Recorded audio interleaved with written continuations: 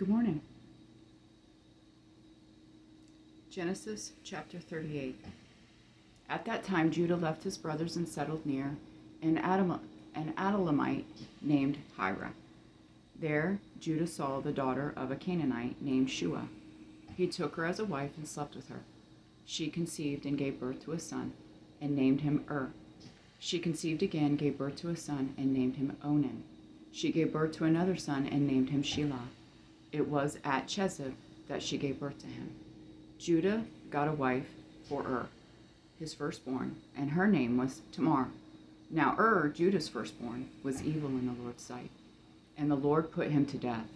Then Judah said to Onan, "Sleep with your brother's wife, perform your duty as her brother-in-law, and produce offspring for your brother."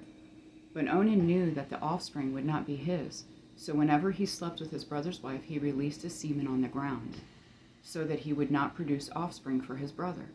What he did was evil in the Lord's sight, so he put him to death also. Then Judah said to his daughter-in-law Tamar, "Remain a widow in your father's house until my son Shelah grows up," for he thought he might die too, like his brothers. So Tamar went to live in her father's house. After a long time, Judah's wife, the daughter of Shua, died.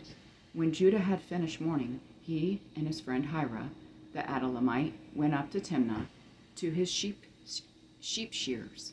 Tamar was told, "Your father-in-law is going up to Timnah to shear his sheep." So she took off her widow's clothes, veiled her face, and covered herself, and sat at the entrance to Enam, which is on the way to Timnah. For she saw that, though Shelah had grown up, she had not been given to him as a wife. When Judah saw her, he thought she was a prostitute, for she had covered her face. He went over to her and said, "Come, let me sleep with you," for he did not know that she was his daughter-in-law. She said, "What will you give me for sleeping with me?" "I will send you a young goat from my flock," he replied. But she said, "Only if you leave something with me until you send it." "What should I give you?" he asked. She answered, "Your signet ring, your cord, and the staff in your hand."